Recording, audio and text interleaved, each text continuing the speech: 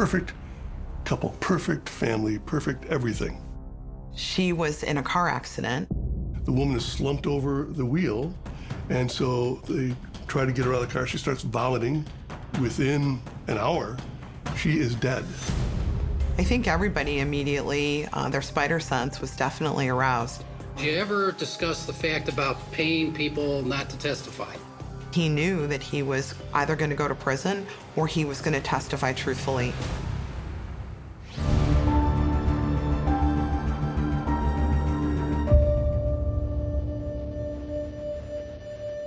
Yazid and Rosemarie Essa had a fairy tale life together. He was a charming emergency room doctor, and she was a beautiful nurse who stole his heart. Although they were from two very different cultures, their love knew no bounds. But on February 24th, 2005, the fairy tale came to a tragic end in the wake of a car accident. What followed was a 5-year quest for justice that would cross continents and test family loyalties.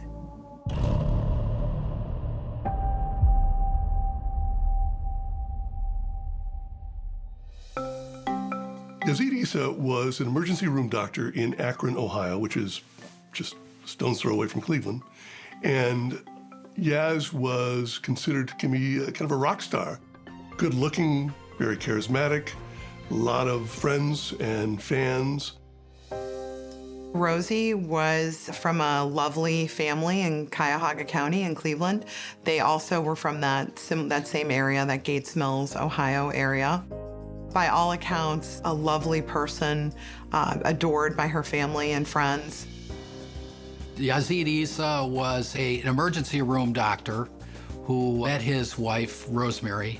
He was working as a resident. She was a nurse at the old Mount Sinai Hospital.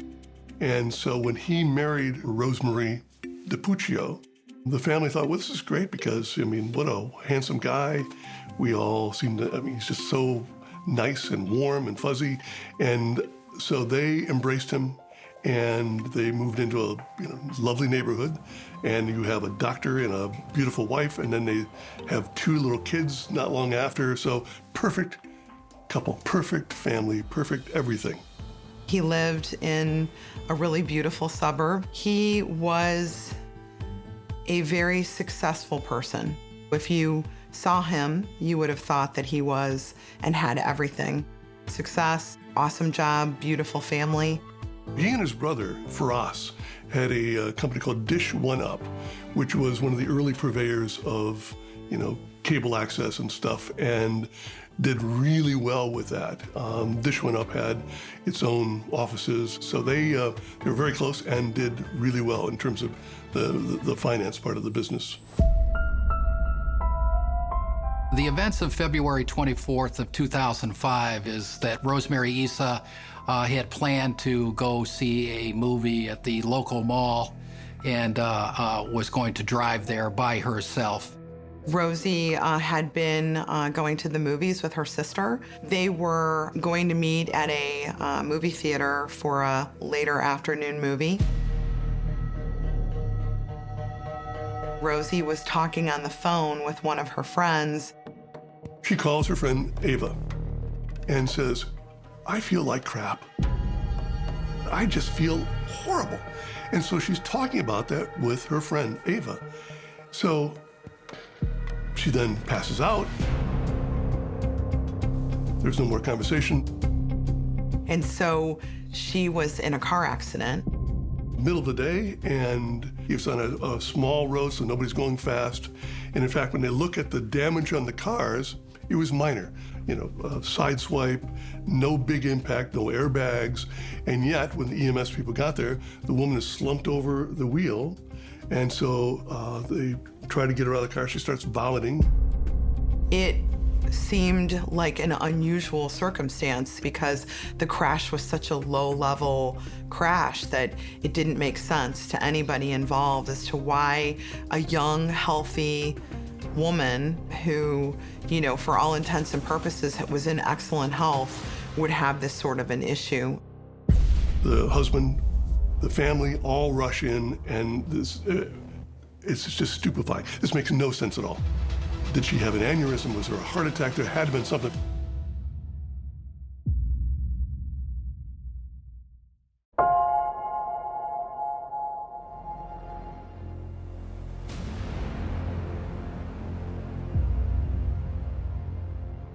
It's February 24, 2005. 38-year-old mother of two, Rosemarie Essa, is on her way to take in an afternoon movie. While driving to the theater, she suffers a major medical emergency, which renders her unconscious, leading to a seemingly benign traffic accident. As paramedics and police arrive on the scene, they quickly realize Rosemarie's condition is far more dire than they could have imagined. Back in 2005, the police respond to a call that there's been a minor accident, but the driver of the vehicle is not responsive. We have a female who's healthy, who, when EMS gets to the scene, she's vomited, she's unresponsive. Things as an emergency physician I would be thinking about is, did she have an aneurysm that ruptured in her brain and she has a large hemorrhage? Did she have a dissection of her aorta that damaged her vessels? And they rush her to Hillcrest Hospital, which is not that far away. And within an hour, she is dead. The husband, the family all rush in, and it's just stupefying. This makes no sense at all. I mean, did she have an aneurysm? Was there a heart attack? There had to have been something, because it was not the accident. There had to be a devastating event in a young female to have this occur. I'm sure the emergency physician at the time was frustrated. You don't want to see this in someone who's a young mother who's coming in. You then expect the autopsy to be able to give you the idea of what caused this. Strangely enough, Dr. Balraj was the coroner at the time, a longtime coroner, and nothing unusual showed up. No medical cause. There was no aneurysm. There was no heart attack. There was no drugs. There was no obvious clue, because there was no trauma to the body that would indicate that this was a fatal reaction. In this instance, this case, there was not a determination that this was a homicide. This was a belief that she had died from natural causes. When the autopsy doesn't show you anything, then you start thinking, well, what else could this be? That gets into the law enforcement, and they're gonna have to start thinking outside the box. Do they have access to other aspects? Could there be something nefarious here? And I think in this case, that's what happened. Dominic DiPuccio, who was incredibly smart, also a brilliant lawyer, really started to dial in on things that were suspicious. And that's when they started making those phone calls. Eva McGregor called Dominic and began to explain her suspicions, and explained that Rosie had not been feeling well on the phone when she was driving. She told Dominic that she thought that something was terribly amiss. So Ava says, I have a weird thing that happened. Rosie was talking to me just before she died, and she was mentioning that Yaz gave her this pill, but she said it just made her feel terrible, so you need to look into that. So Dominic then says to the police, hey, you need to talk to Ava, because her conversation with me about this pill is kind of strange. I mean, I don't know what to make of it, but it doesn't make sense to me. The investigator said, well, maybe we should look into that. So the police officer calls Dr. Essa, says, hey, do you still have those calcium pills? He goes, I do. He says, well, can I meet you at the house? Let's get those, because what if it's like product tampering because of the old Tylenol scare? I mean, there was, absolute pattern in history of people being killed by someone putting poison in a pill. So Yaz meets him at the house, hands him over the bottle of calcium pills.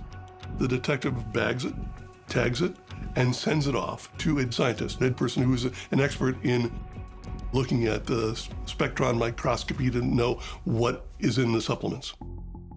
I took in the evidence which was submitted to our laboratory, which was a plastic bottle filled with pills that were purported to be calcium pills.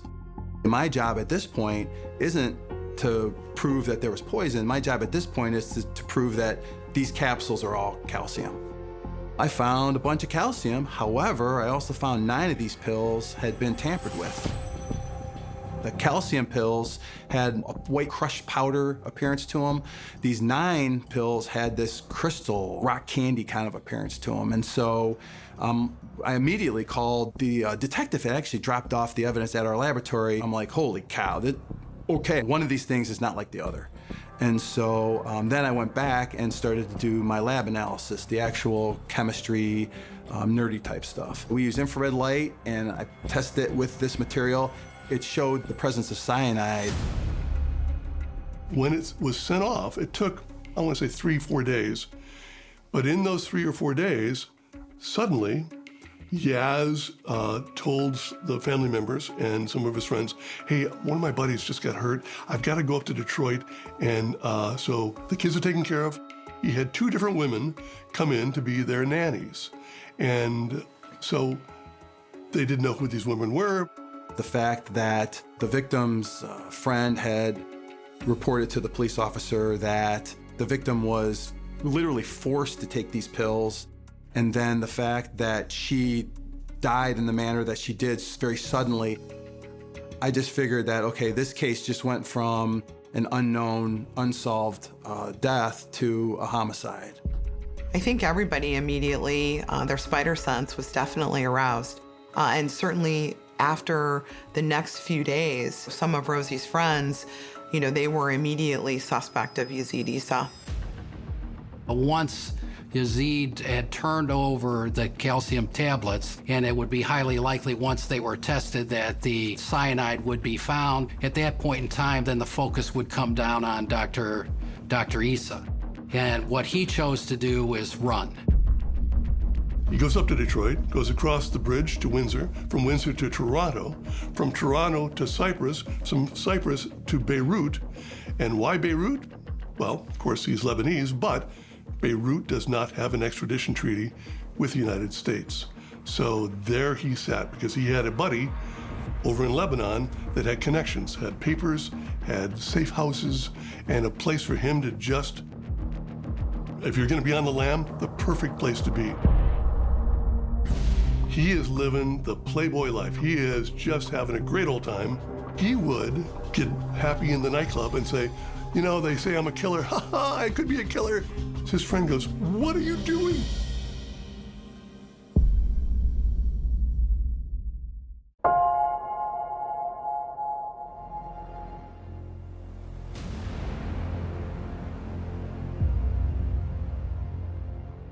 Perplexed by the cause of Rosemarie's untimely death, authorities hone in on the calcium pills she had taken. After providing investigators with the remaining pills from the bottle for testing, Dr. Yazid Issa tells friends and family he's taking a trip out of town and then quickly flees the country. Upon testing the remaining calcium pills, it is determined they were laced with cyanide. Once, though, the police bagged and tagged the pills, he realized, I'm gonna have to get out of here. And that's right, I can go to Lebanon, I can go to Beirut, I can hide from everybody and my buddies will take care of me, my family will send me money, I will live like a king over there and nobody can touch me. Once it was determined that this was cyanide poisoning that took place here, and then, Dr. Issa becomes conspicuous by his absence. And he's on the run, and he was a fugitive from justice. There was charges that were brought against him for the murder of his wife. The lead detective, when he finds out that Yaz is gone and they can't find any trace of him, contacts the FBI and said, this guy, our suspect, may have fled the country. And that becomes your problem because if he's taken off, then he's trying to escape our jurisdiction, so we need your help. He made a new life for himself literally in Beirut, in Lebanon, which did not have an extradition policy with the United States at the time. He left behind his children. I think he probably knew that the DiPuccio family would step up and care for them as they have. It was bizarre, though. The fact that he thought it out and was able to do what he did so efficiently and so in such a calculated manner. It was 2 years that he was missing. Eventually, through good contacts that the FBI had with Interpol and with other investigative agencies in the Middle East, was able to identify where Dr. Issa was able to monitor his whereabouts, and then a plan was put in place as to how to secure him so that he could be brought back. He is living the playboy life. He is just having a great old time. So much so that the guy that was his patron in Lebanon said, I need you to be quiet. I need you to shut the hell up about being so bold about everything, because he would apparently get, happy in the nightclub and say, they say I'm a killer. Ha ha, I could be a killer. Dr. Essa wants to start dating again, so he gets a new address, and his new address for emails is fugitive@hotmail.com. So his friend goes, what? What are you doing? Fugitive@hotmail.com. He goes, oh yeah, it's funny, it's great, they'll love it. Really? Well, the FBI, of course, is now still monitoring all of this. There was a significant amount of information as to him traveling through Lebanon, and the FBI was made aware that he was going to be traveling to Cyprus. So the FBI finds out he's about to leave for Cyprus. They contact the Cypriot authorities and say, this guy's probably going to show up with a fake passport, which makes him somebody you can arrest for bad papers. So when you arrest him, let us know. And sure as Yaz, with his hair now completely changed, he's got a fro, he's the playboy of Lebanon. He's all into it. And the police are there say, excuse me, we need you to do your fingerprints here, because the fingerprints give him away. He had a false identity. I think his name was Khalife, is what the false identification, false paperwork. They eventually identified him. So they arrest him because, of course, as a doctor at Akron, his fingerprints are on file. So now you faked it, you broke the law, we can arrest you, and over comes the FBI. So doctor, we'd like you to come back to the States. We want you to come back to Cleveland. At the time that Dr. Essa was charged with aggravated murder, and although there were not specifications or requests that this be handled as a possible death penalty case, persons could construe that aggravated murder would carry the death sentence. So that was something that we had to navigate through as far as using the United States State Department with the folks in Cyprus to make sure that they understood that we would not be looking for the death sentence, because they would have been reluctant to allow him to return for a trial where capital murder was involved. It took a couple of years for this negotiation to go on. Finally, he said, I'm coming back. And so they bring him back in cuffs. And now we move to the next phase, which is having a prosecutor and a team that really has nothing more than circumstantial evidence, because we've got pills that had poison in them. We've got a guy who fled the country, bad, who had an email address, fugitive@hotmail.com, another bad thing. But how do we prove all of this? The most compelling testimony of that entire trial was the testimony of Yazid Issa's brother. Did you ever discuss the fact about paying people not to testify?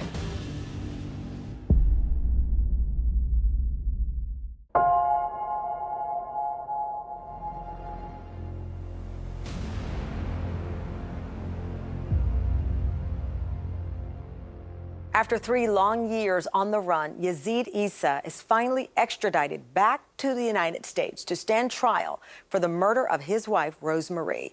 The prosecution team of Steve Dever and Anna Faralia will have to prove to the jury that Dr. Essa, using his knowledge of medicine, violated his sacred oath in an attempt to commit the perfect murder.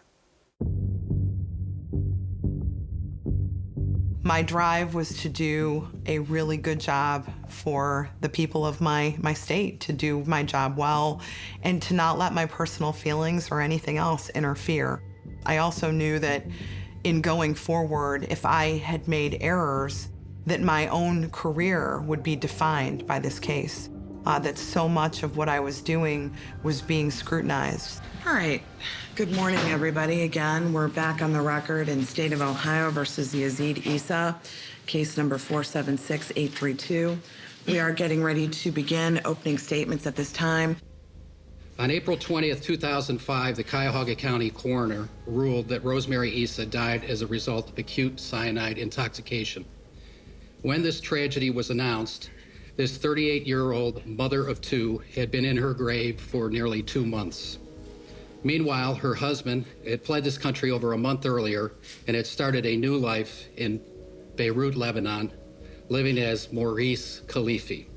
Steve Dever was the lead assistant county prosecutor, and Steve is not flashy. He is not somebody who's the old sort of theatrical style of bombast and stuff. Very simple, very businesslike, but very precise.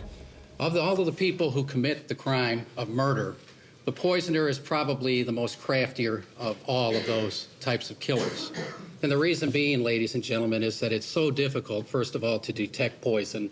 And secondly, it's very, very difficult to identify who could be the perpetrator.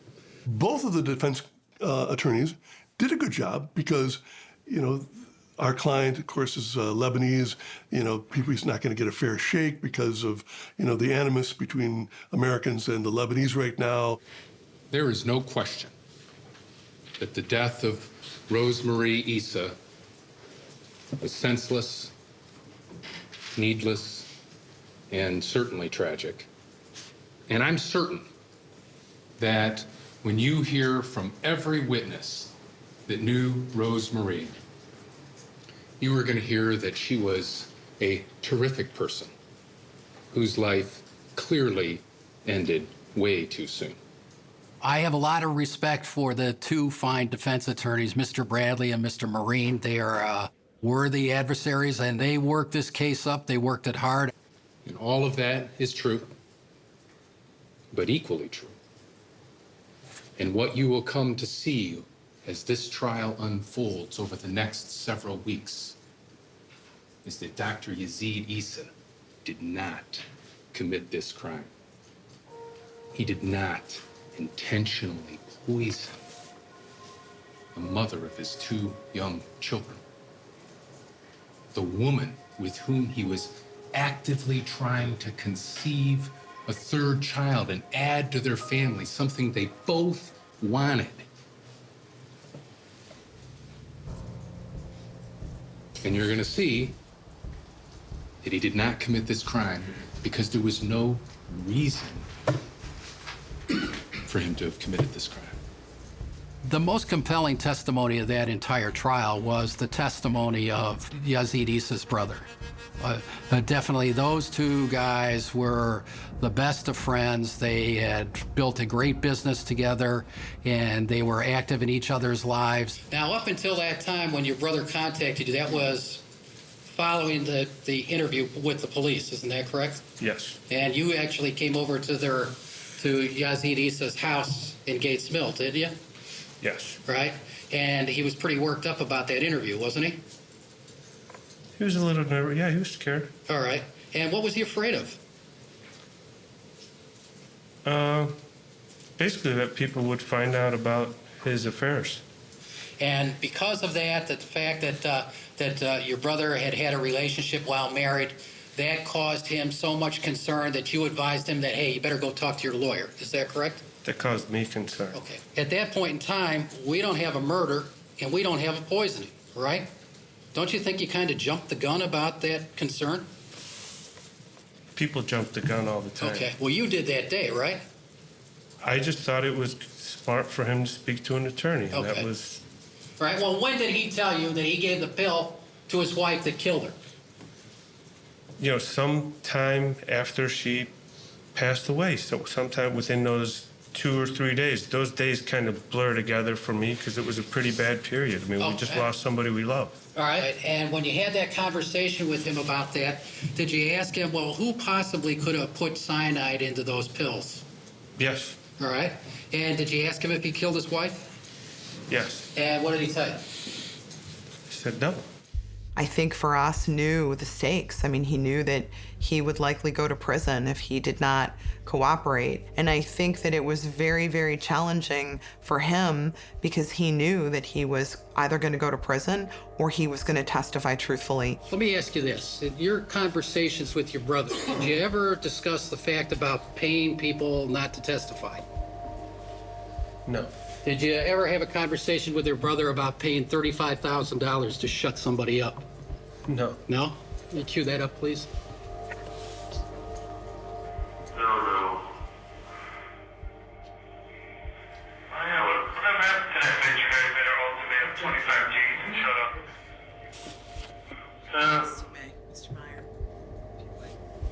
We we were able to uncover several conversations that Dr. Essa was having with his brother concerning trying to influence witnesses and what we perceived to be an attempt to bribe or intimidate a witness not to testify or not to testify truthfully. You talked to your brother on the telephone when he arrived back here at the Justice Center, is that correct? Yes. And you're aware that those conversations that take place from the Justice Center are recorded, is that Yes. correct? Right? Yes. Okay. And the testimony that you've given here today to the ladies and gentlemen of the jury and yesterday has been the truth and the complete truth, is that correct? Yes. Right. And there was, in fact, a conversation you had with your brother about paying, quote, that bitch $35,000 to shut her up. Isn't that right? I believe so, yes. Okay. The prosecutor said, "Stop, well, hold on. Are you telling me the truth now, or do you want to think about this? Do you want to take a break and come back? Because, you know, perjury is a big deal here." At this time, I want to advise you of your right against self-incrimination. You know that you have the right to remain silent. You do not have to answer questions that would incriminate yourself. If you would like to consult with your attorney at this point, you are able to do that, and I will give you the opportunity to step off the witness stand and to take that time. He consulted with an attorney. He had the choice of either provide truthful testimony concerning what his brother said concerning the death of Rosemarie Essa, or he could face the consequences of obstruction of justice, intimidating witnesses, as well as committing perjury. She said to me that she was going to call Yaz and ask him if the calcium pill he gave her could be making her sick. He bragged about it every damn day.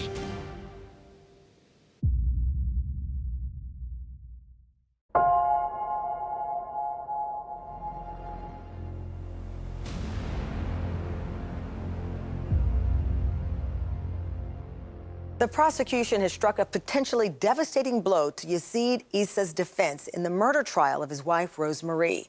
While testifying on the witness stand, Faraz Issa is caught lying to the jury regarding a pre-trial jailhouse conversation he had with his brother, the defendant, Yazid. Although Faraz is excused to speak to his attorney, the defense knows full well that once recalled to the stand, he may have knowledge that can sink their case. The fact that you have a successful, popular, charismatic emergency room doctor who had the perfect lifestyle, a loving wife, 2 adorable kids, and then it all gets crushed by his evilness, that to me was, and the parents and the family's demand for justice, to me was a perfect story, and that needed to be shared. And I think that's why people related to it. He had affairs. He had more than 2 affairs, but there were 2 that admitted that there, in fact, had relationships with Dr. Essa. This relationship you had with the defendant, was this a sexual relationship? At one point, after we were married in 2001, we began another sexual relationship. So after you were married and after the defendant was married, Yes. Is that correct? And do you know the defendant, Yazid Essa? Yes, I do. And how do you know Yazid Essa? I had a romantic relationship with him. Well, in order for this relationship to have a future, it was your position that he could no longer be married. Is that correct? Yes, All right.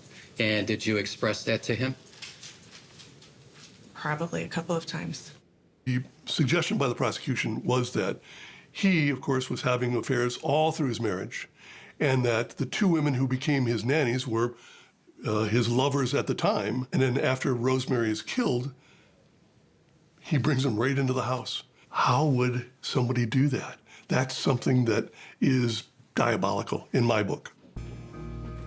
I think that Eva McGregor's testimony was incredibly compelling. And during that day, did you receive a phone call I did? from Rosie? Yes. And where were you when you received your phone call? I was in my office. The last conversation that Mrs. Essa had with her good friend and neighbor concerning the calcium pills was one of the revelations as far as focusing down on the pills as a possible source or having something to do with Mrs. Issa's death. She said she wasn't feeling well. And I said, why? What's the matter? She said, well, I'm feeling a little nauseous. She said that she had taken a calcium pill right before she left her house. And I said, calcium? I said, when did you start taking calcium? And she said, well, she was at Yaz's family's, and they had a discussion that because of her age, she should start to take calcium. And she said she didn't really want to take it. And she said as she was in it, rushing out the door, he said, here, take it, take your calcium. And she said, I just, that I took it. And she says, now I don't know if that's what's making me sick. So your understanding was that Yaz had given her a calcium pill? Yes. Mrs. McGregor, when did you talk to Rosemarie again? I never did.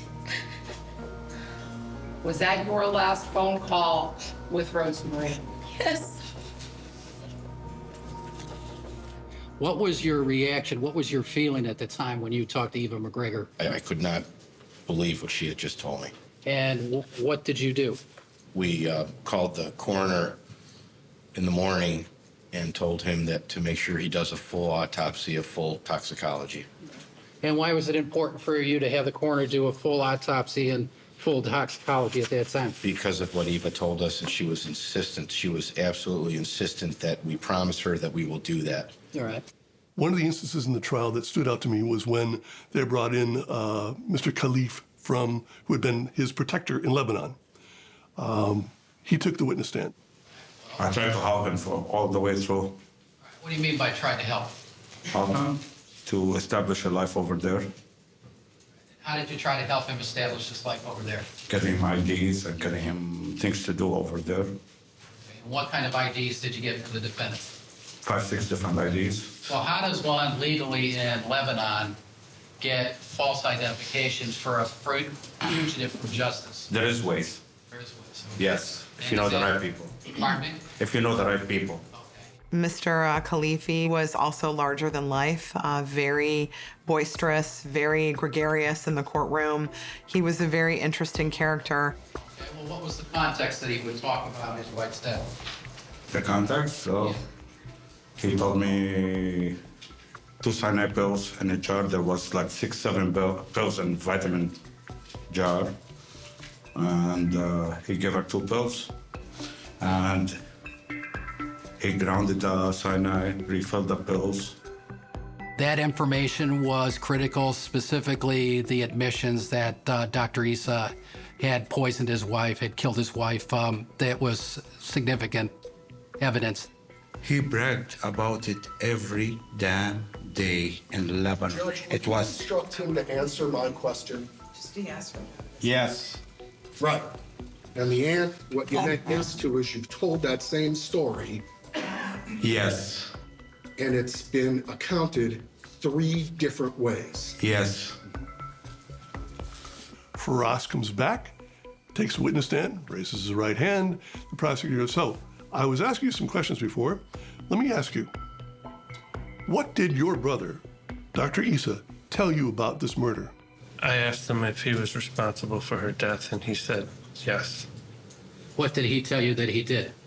He said that he put the cyanide in the capsules.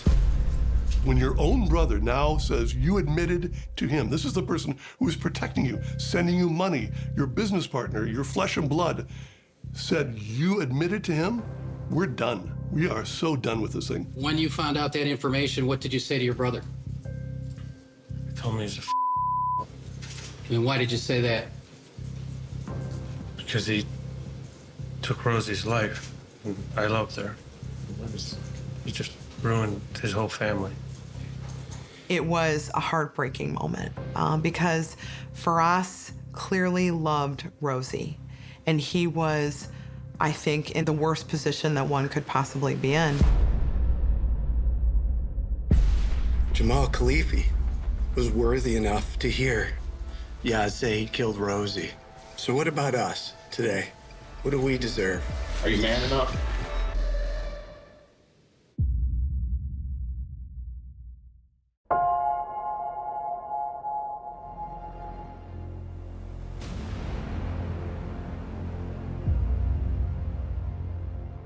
Over the course of this trial, the prosecution has clearly demonstrated for the jury the type of person Yazid Essa is. What they say is that the truth can't be discounted, that a young mother of two was murdered, leaving heartbroken friends and family members with more questions than answers. Defense attorneys Stephen Bradley and Mark Marion have the difficult task of convincing the jury that their client had no motive to commit this crime. This was a case that I had at the very beginning of my career as a judge, and it was like going from the minor leagues up to pitch at the World Series on the last game. It was the most intense trial that I've ever had. The power of the emotion that you can feel when you consider the sympathy towards the DiPuccio family, those children, and Rosemarie herself, and the power of the emotion that you feel in terms of the disgust and disdain that you might maintain towards this man as a human being. And you have to remind yourself that that is not evidence. You have to consider the evidence that was presented. And if you feel that any of the evidence that was presented raises a reasonable doubt in your individual minds, to recognize that doubt and return a verdict of not guilty.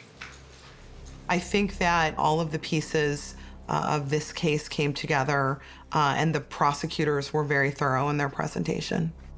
But of the most important testimony you have heard, or that you will ever hear, came right from this witness stand.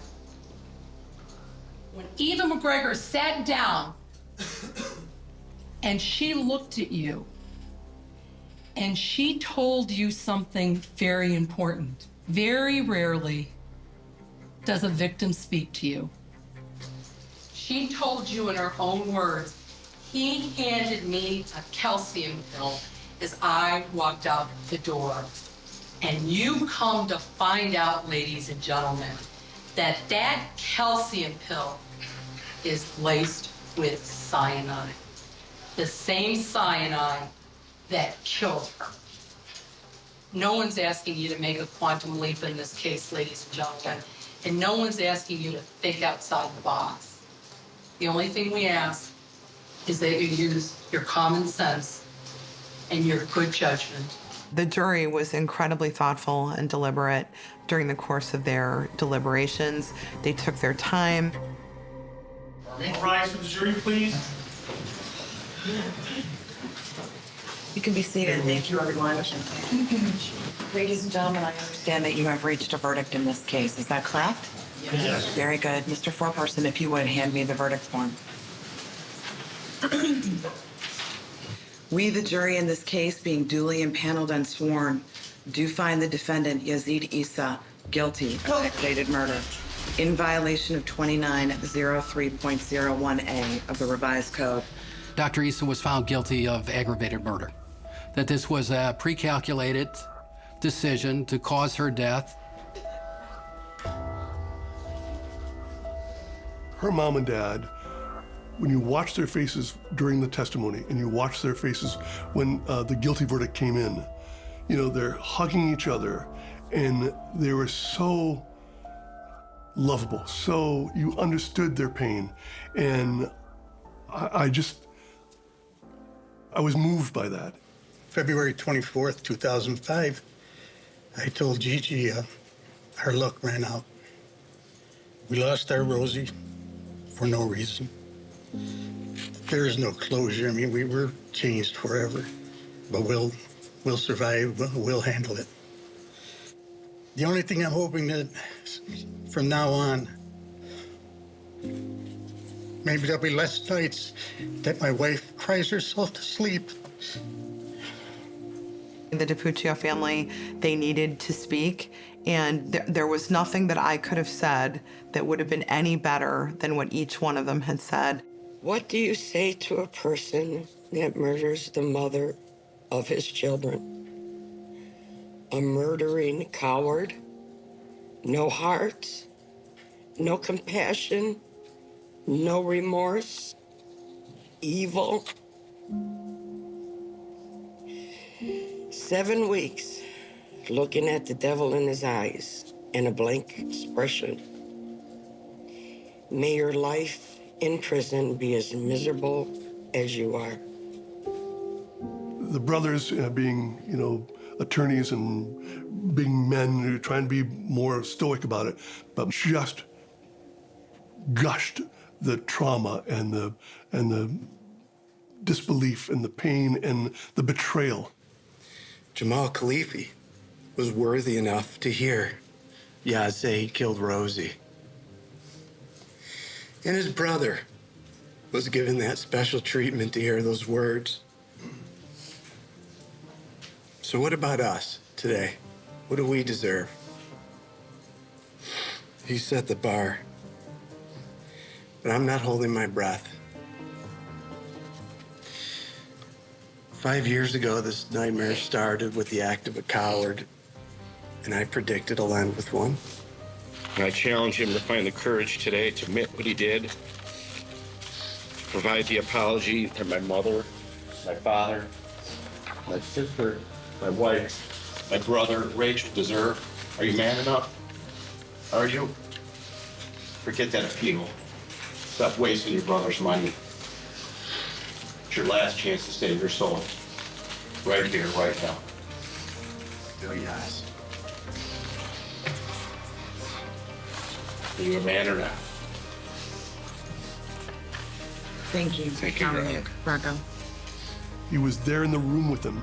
Never, ever gave him any indication that he was overwhelmed with any kind of grief or remorse at trial. I am so glad that you will be leaving my courtroom now, and that I hopefully will never have to look upon you again. At this time, I sentence you to life in prison with the possibility of parole in 20 years. We've all taken an oath as physicians to do no harm. To take your knowledge base and to use that to do harm against someone who's a family member or others in society, that's just a whole nother level. We're offended for anyone to do this, but certainly someone with that knowledge base to use it after taking an oath is even more so. I think that Yazzie Essa wanted to have everything, the status, the warmth, the love, the companionship of these people, but he also wanted to have affairs. He wanted to have mistresses. If Rosie divorced him, he would lose the DiPuccio family, and he would lose likely a great deal of custody of his children, and his bad character would be revealed. I think that in his own narcissism, he could not have that.